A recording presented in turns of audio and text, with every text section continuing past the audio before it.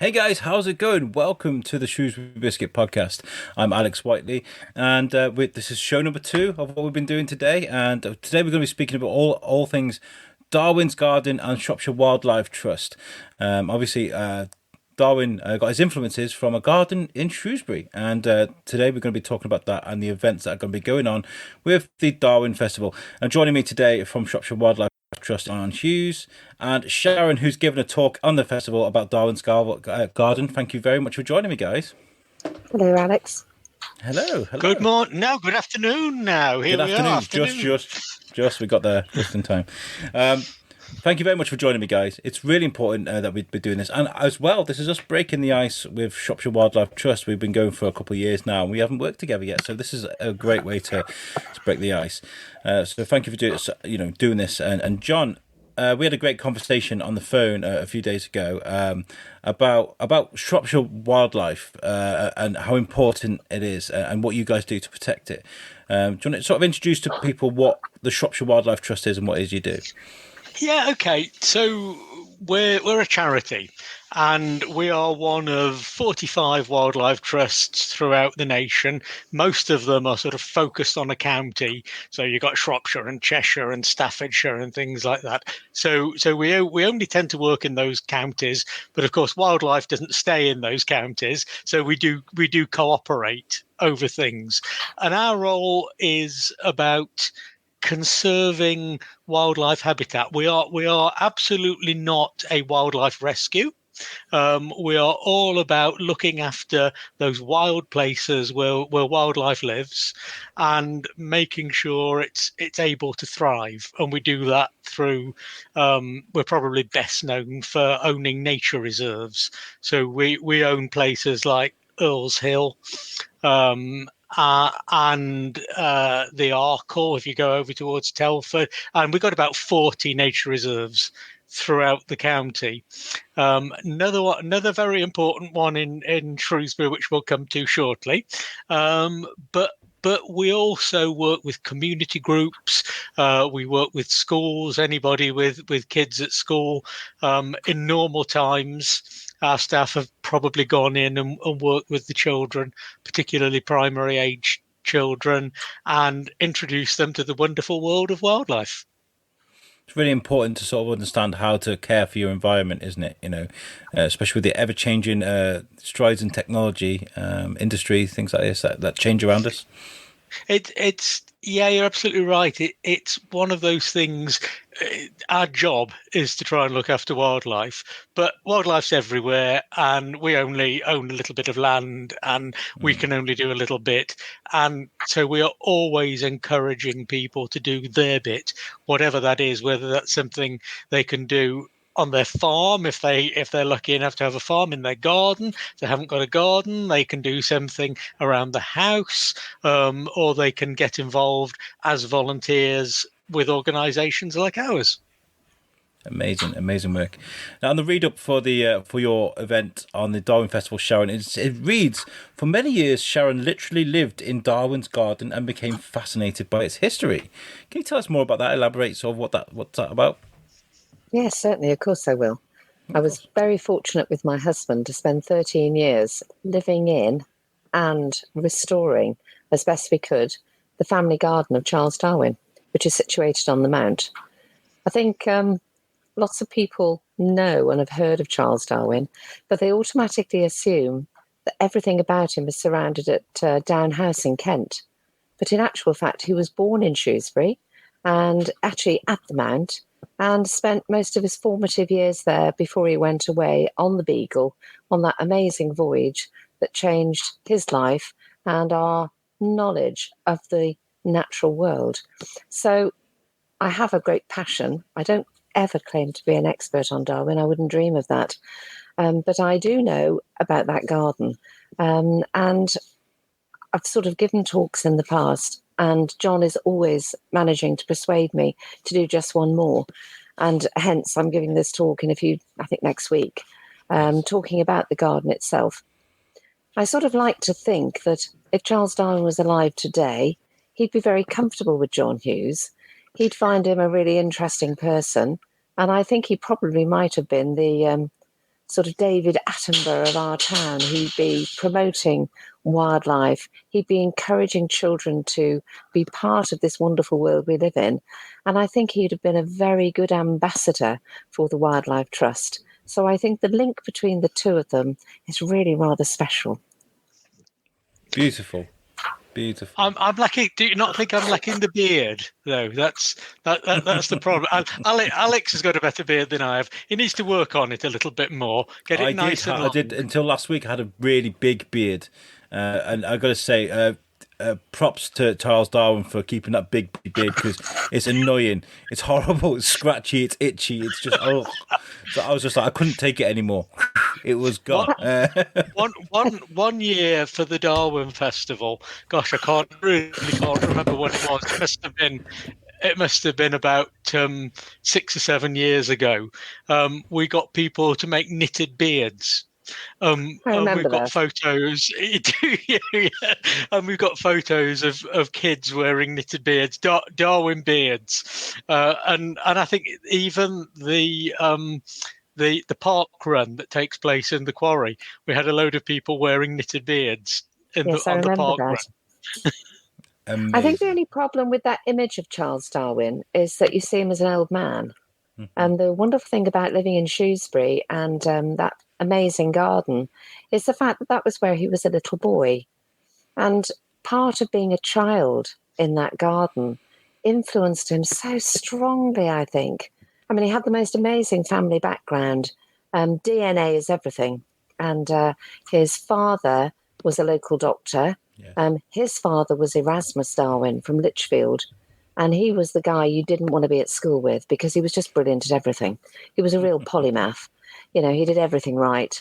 He was a doctor. He was a well-published poet. He was an inventor. He was a member of the Lunar Society. He was a real clever all-rounder. So those sort of genes were passed on to Darwin. And actually, in some of his early work, if you ever go over to Lichfield, it's really worth a visit. It's completely free to go into the house. All the staff there are utterly wonderful. And it's an amazing legacy to Erasmus Darwin. A lot of original artifacts are still in there. But he started his own theory of evolution. But at the time, you couldn't challenge the church. To do that as a doctor who relied for his income on every level from his patients, no NHS, you had patients that paid or you starved. And he had his own theories about evolution, but he had to keep them to himself because the very sort of Christian background of some of his patients would have meant they'd have walked away from him. So I think the start of the theory of evolution started with Erasmus, I'm sure of it. And then on the other side of the family, excuse me, I'm going to cough. It's okay. It is a normal cough. And if you look at Susanna, his mother's family, the Wedgwoods, who lived at Etruria, she was educated, which was very rare for a woman at the time. She did an awful lot with plants and botany with her brother, John, who was one of the founder members of the Royal Horticultural Society. And that influence was carried on to when she was in the garden with her plants and growing. And Charles was born into that. He automatically followed the gardeners around the garden. He worked with his mother on sowing seeds. Things were challenged, although they were a religious household. On the mother's side, she was Unitarian, and he was baptized at St. Chad's.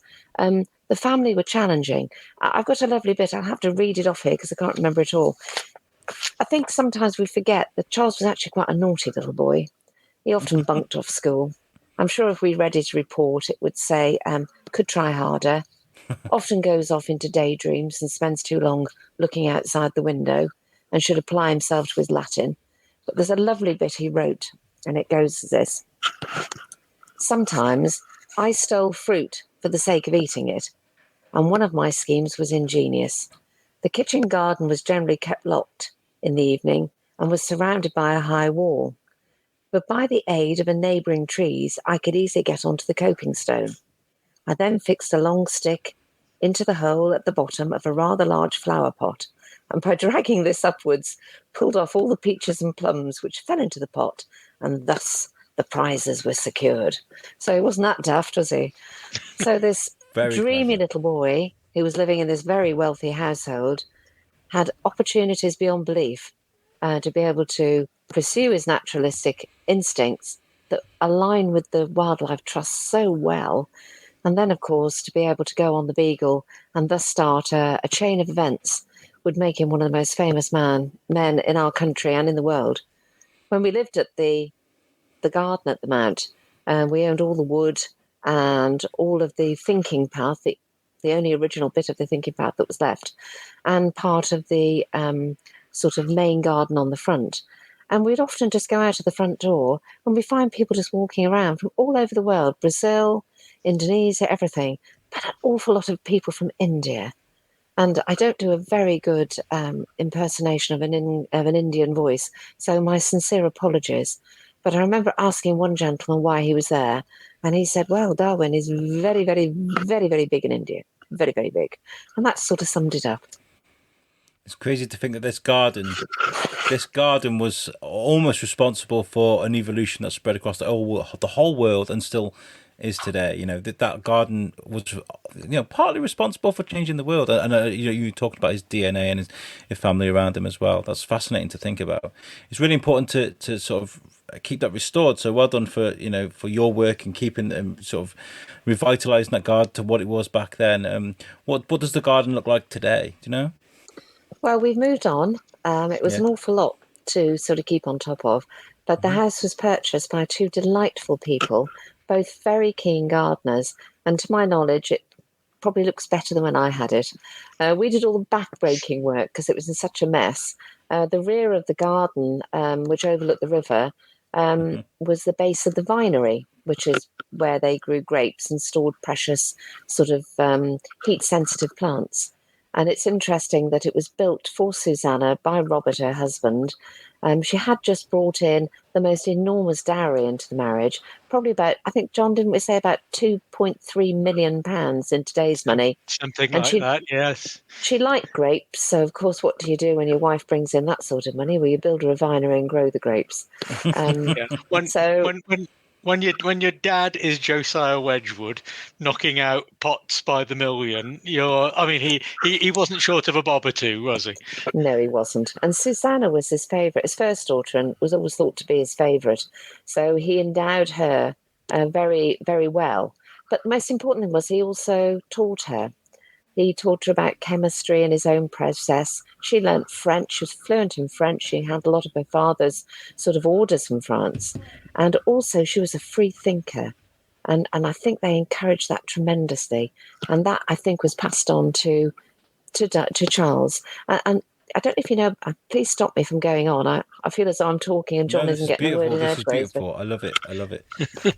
There's the most amazing garden diaries that are owned by the most wonderful author, Susan Campbell. And if anyone's listening and wants to learn more, you can go online and find her articles. She's just great. And she owns the diary. One's missing. And when we did the programme in the garden with John and the Wildlife Trust for Country File, she trudged all the way up from the south of England on the train with this precious diary, and it was amazing being able to look at it. But every day they wrote something, and if you imagine a very, very large ledger, and on the top you'd have the date something like 1834, and then at the top you'd have the second. Well, let's take today's date. It's the 6th of February, February, and then you'd have 1884, 1885, 1886, and each day they went in and turned the page, and on that day they would write something like the cow was sick, or they planted pea seeds. And it gives this snapshot into this garden of all the things they did.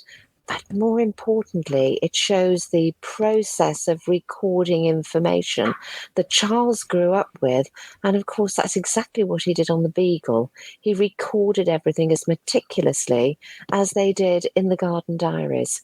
So again, another influence from the family to train that young mind. I think that's really that in some ways if you look at what Charles Darwin skills were. He wasn't, as Sharon says, he wasn't terribly academic, certainly as a young man, and he had 3 attempts at going to university, and didn't fare terribly well. But what he was a great observer, so he was able to he learnt.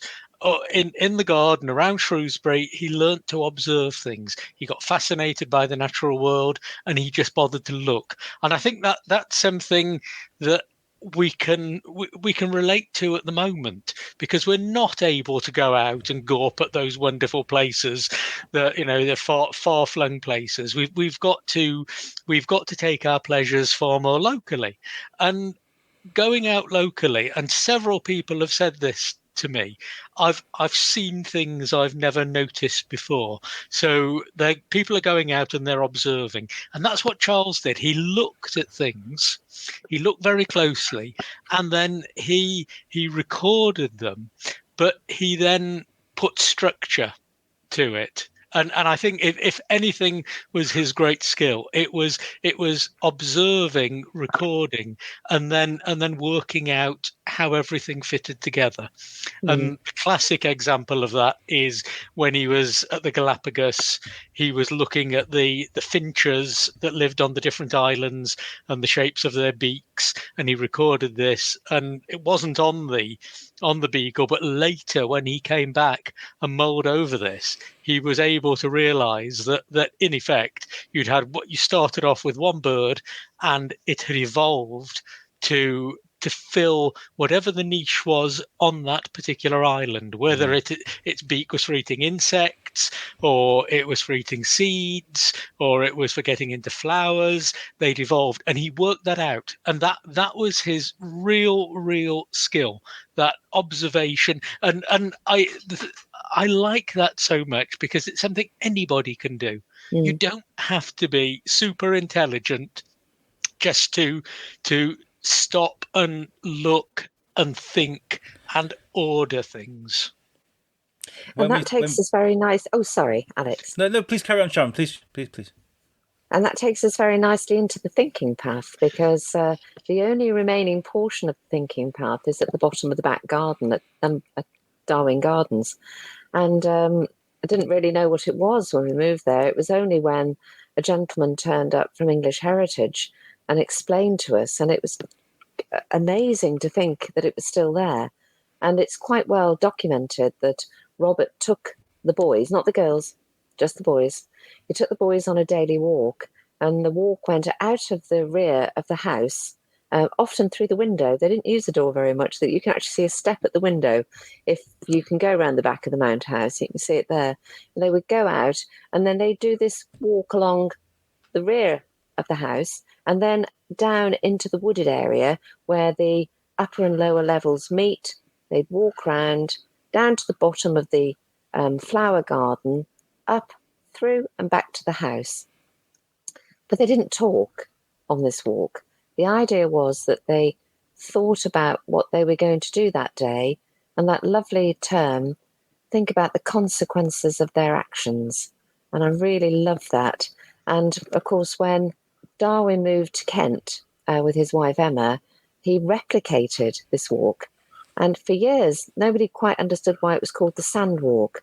And it's only actually when you go into the wood, which is now owned by the Wildlife Trust, you can see there's an awful lot of sand in there, and you can see where that comes from. And he carried on doing that walk after he'd been on the Beagle and returned and settled in Kent. And I like to think that what John's just talked about with the finches, he'd moulded over in his head on that walk. And there might have been that eureka moment on a particular portion of the walk that went, I've got that. God, why didn't I think about that before? And maybe started to form what he was going to write about. And, Shropshire is such a fantastic county. We have so much geological and natural history. For Charles Darwin, it must have been like the sweetie shop. So many wonderful things to see. And I'm so pleased that the Wildlife Trust is encouraging everybody to look after these areas, trying to buy areas of land and protect them, they really are such a fantastic organisation. And if anyone's listening, I think they should join. I think it's a wonderful thing to do. Well, I don't get paid. that I don't saved get me a paid for job, promoting. hasn't it? I love this, by the way. I love the idea of us taking lessons from Darwin's thinking path. I mean, I've been thinking about it a lot, actually. There's been lots of posts about there's people going out bird watching and stuff now. Life was so busy before COVID, and I'm not saying COVID's great. It's not. Obviously, terrible things are happening. But if we were going to take positives out of what's going on, it's the fact that things have sort of slowed down a bit now. People can go out and they can bird watch and they can enjoy the nature. I've seen some amazing nature shots from across the world, actually. My friend Andy McElfresh in LA, he's taking wildlife shots. I've seen people in Shropshire taking wildlife shots. There's lots going on that people weren't able to do because it was like the hustle and bustle of life is just kind of quieting down a bit now. So the idea, I think that's really interesting, and I suspect even when you go back into the 19th century, for a local doctor like Robert Darwin, Charles's father, his life would have been bustling. He would have been incredibly busy because it not only was he running his own surgery, he was involved with Millington's Hospital. He was a very astute businessman. He had fingers in lots of pies, and I suspect for him as well, that opportunity to just sort of take a little bit of quiet time and ponder things would have been very important. And this we know that this was there within the Darwin and Wedgwood families. It wasn't something that Robert Darwin came up with. This was something that the families just did, and I think you're absolutely right. It's something we can learn from, and we do. We sort of run around at 1,000 miles an hour, and it's everybody claims to be far too busy to do anything. And the reality is we're not. We make our own luck. We make our own time, don't we? And if we choose to have a little bit of time out to just go and sit within nature, not only will we make better decisions because we'll have thought about the consequences of things, but I think we'll be happier and healthier. And there's so much. So Sharon comes from a health background, and the link between nature and health is phenomenally strong. And I don't think you need to be a trained clinician to realize that. It's obvious, isn't it? You go out for a walk to the top of a hill, or in the woods, and you feel better. Dead simple. Yeah. It's interesting because Robert Darwin, as you say, was an amazing man, and quite right that he had fingers in lots of pies and was very, very busy. And I think perhaps the only time he got that R&R time was as he got older and finished working in medicine, and sat a lot of his time in the hothouse at the Mount House. And there's some lovely anecdotes in the Darwin papers.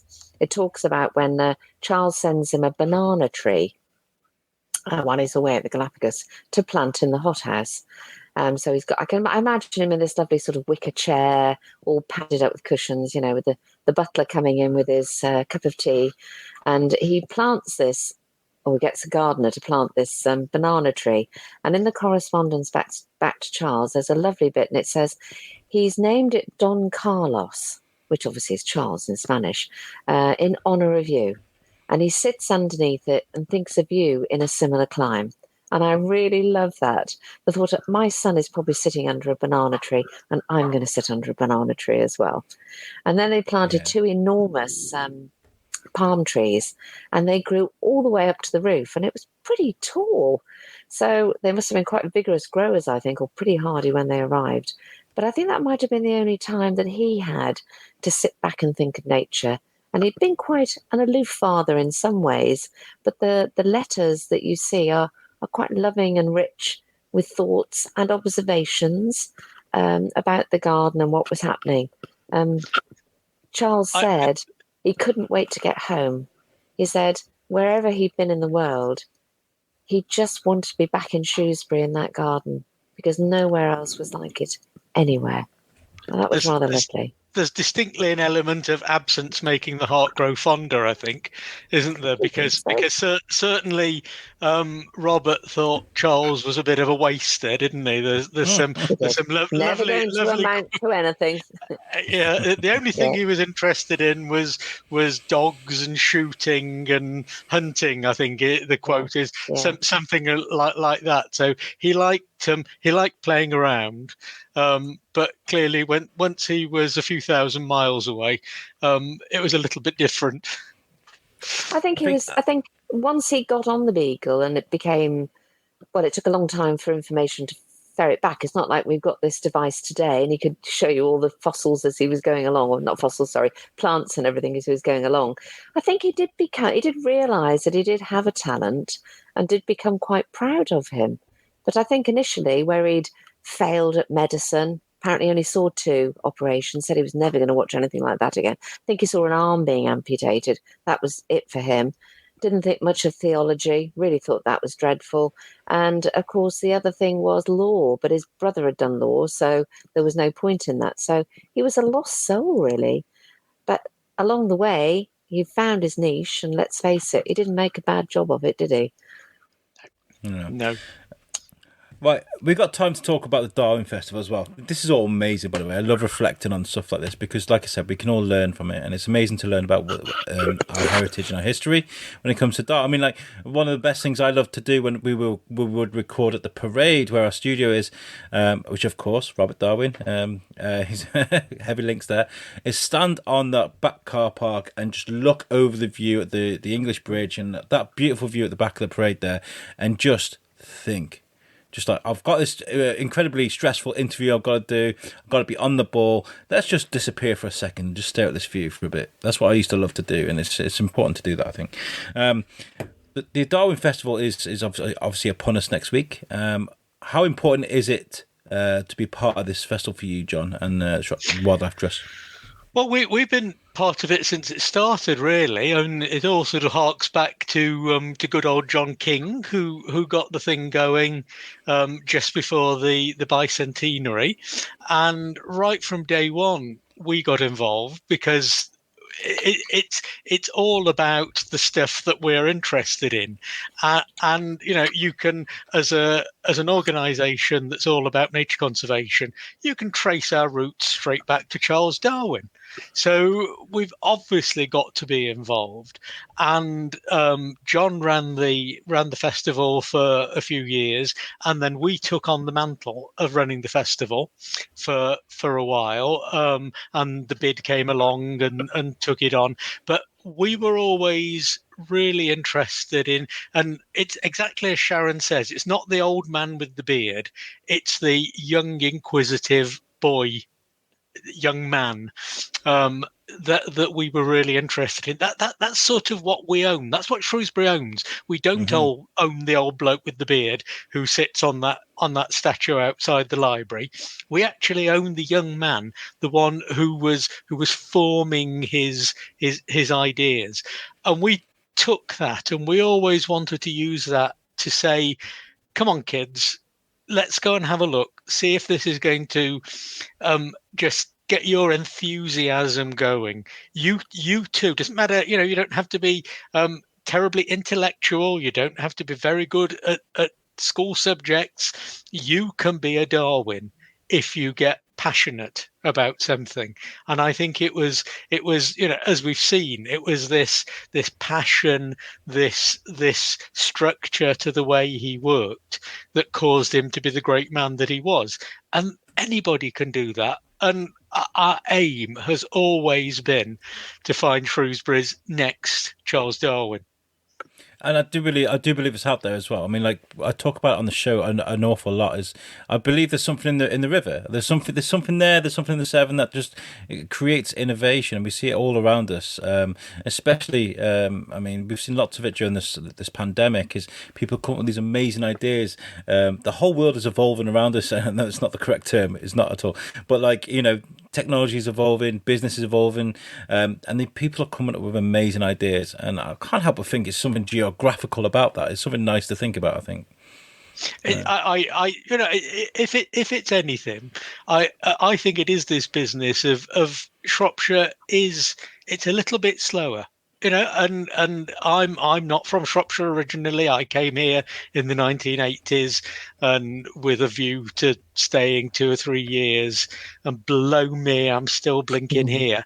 And there's something about it, and it just grabs you, doesn't it? And it gives you that space to breathe. It gives you that time to think, and I think it's one of those places that you're absolutely right. It does spark thought and innovation and ideas. Yeah, ideas are great. I think it's just the most amazing county. You can go to each area and find something new everywhere you go. It is quite astonishing. It's the graveyard of ambition, because people move here and they don't leave. Yes. And there's a reason for that. Case in point. Well, I'm Shropshire born and bred, and I would never leave. Yeah. I mean, I am Shropshire born and bred. I was born in Shrewsbury, but I only came to Shrewsbury to live sort of 3-4 years ago, and I'm never going anywhere else. I love the place. It's amazing. Someone's ringing my doorbell. Nobody else is here. I'm doing a live show. Okay, let's talk about the Darwin Festival. What you guys are doing? Because Sharon, you're doing a talk on Darwin's Garden. Is this something you do regularly? Is it something you enjoy doing? Well, I don't mind doing it. I'm happy to do it. I suppose I'm like most people. I get a little bit nervous because I never want to let John down and the trust. I always try to do my best. This is a format this year with Zoom, is it? I think it's... This is StreamYard. It's very similar to StreamYard. I know. I'm awfully sorry. You're StreamYard, but I'm just trying to remember the format it is for the talk. Yeah, we'll probably do it over Zoom or Zoom. which will look very similar to this. Yeah. So this is all very new to me. I haven't evolved as well as Darwin. He would have got the computer system just like that, but I'm still a fountain pen on paper girl. So this is quite out of my comfort zone. But the talk is about the garden. It's about the family and about what happened when they moved there, how the family evolved, how it affected Charles Darwin, and talking about the garden diaries. I hope it will be interesting for people. I've been very fortunate. I've been along to some talks and they've been very well attended. But as I've said before, I'm not a Darwin expert. I can only speak about the garden. But John and I have taken some tours in some pretty atrocious weather. We've been soaked to the skin. In fact, we went on one last year and we would have paid the person who came on the second tour to go away because it was stair rods coming down and we were soaked to the skin. It was one of the named storms, wasn't it? I forget which one it was. But this is obviously, this year is a bit of an unusual format for us, and typically we have done walks. So we can actually look at places, because so many of the places Sharon will talk about still exist. Some of them are swept away under development. The gardens, the Darwin estate was, what was it, 5 acres, something like that, Sharon? Oh, more than that, 7 acres. More. Was it? Yeah, was 7 it? acres. It was big. I have to say, Sharon did not manage a garden of 7 acres, did you? No. 2 acres. 2 acres. It was a couple of acres.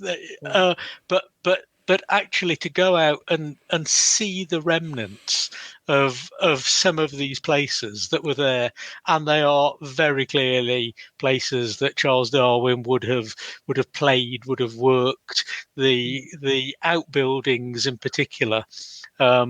There's stories of him and his brother blowing up one of the outbuildings and doing all these things still exist, and you can see them, and the thinking path, which is wonderful.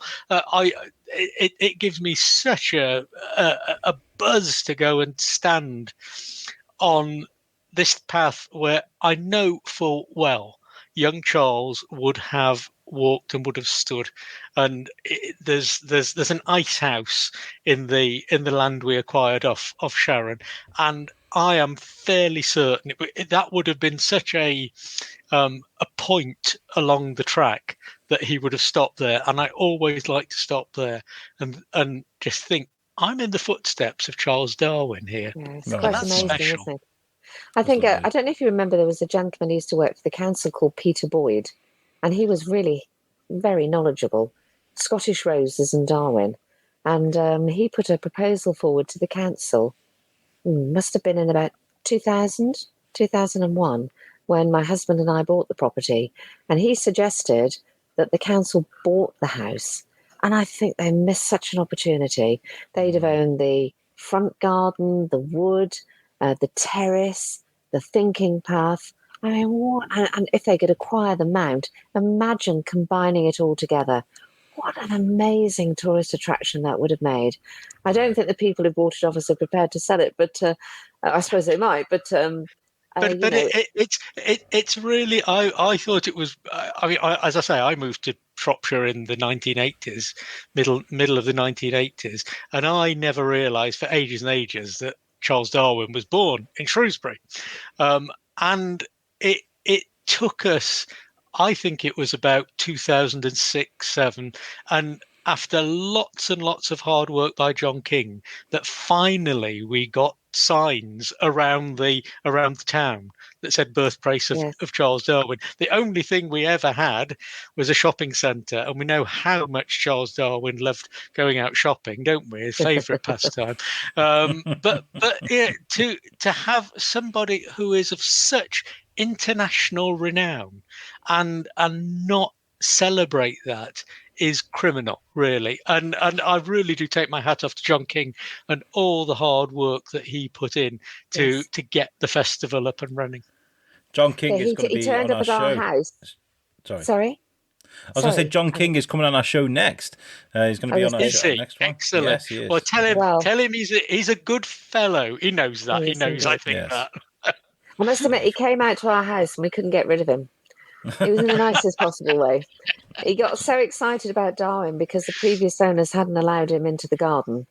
And he was so excited about everything. And eventually we had to say, well, you've been here 3 hours. I think we'd quite like to go and have our lunch now.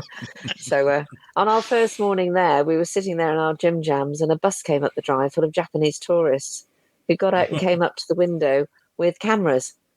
And, trying to be nice British people, we nipped upstairs and got dressed, came downstairs, and they come looking for Darwin. So we made them a cup of tea and gave them what cake and biscuits we'd got. They got in the bus and drove off. But it was spontaneous. I must admit, I have, when it's been open and you could walk in, I've taken my boy up there and gone, this is where Charles Darwin grew up as a baby. This is where he's from.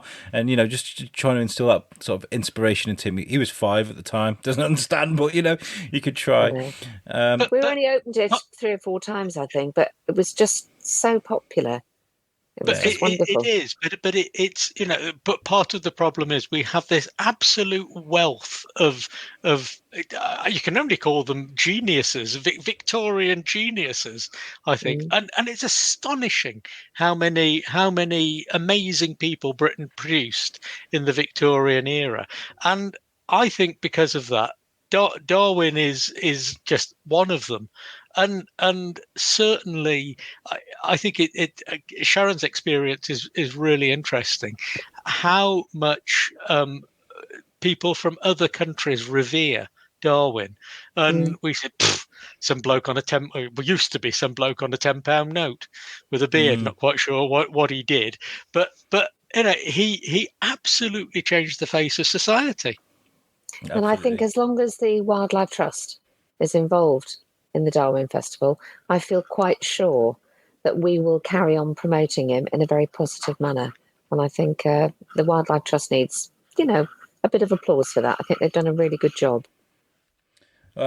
And what I'm looking at now, what you guys are seeing is the website, which is where you can go and book tickets to the events that we're talking about. You go to originalshrewsbury.co.uk and you click on the Darwin Festival, and here is a list of all the events that are taking part during the week. You see the dates there. There's John King there, look. And we have your events here at the bottom.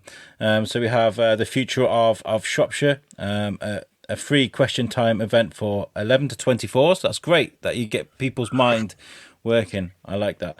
And then living in Darwin's Garden. And say we want to attend Sharon's event, you click on the picture and there's a button there to book a ticket. Very easy.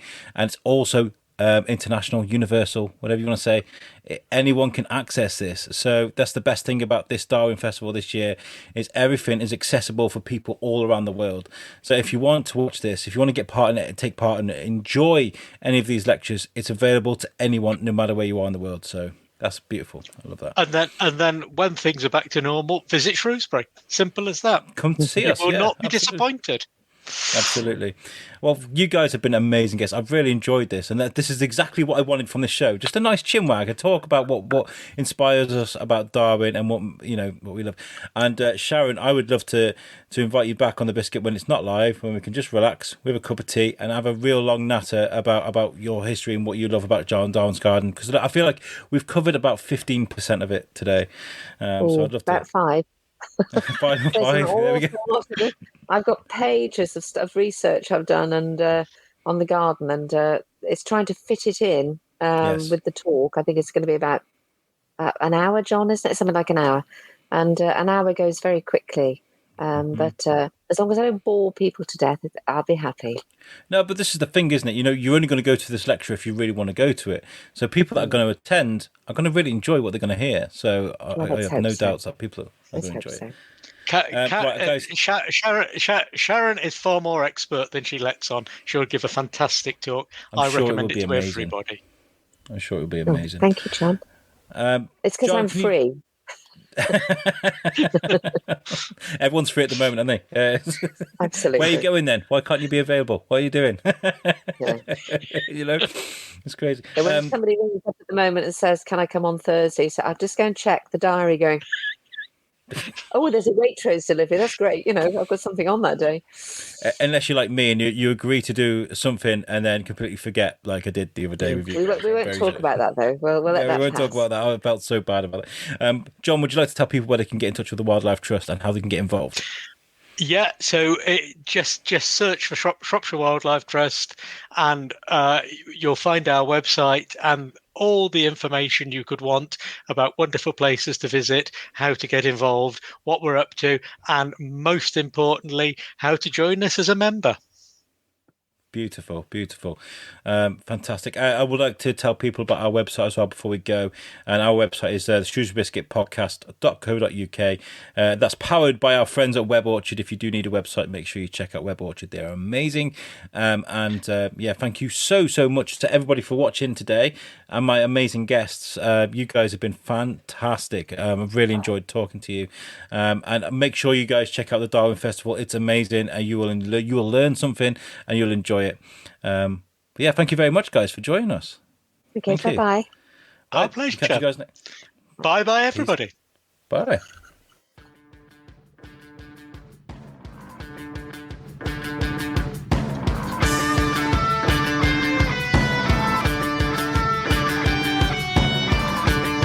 It's just me now. I'm by myself. I better just log off, don't I? Leave studio. Hey?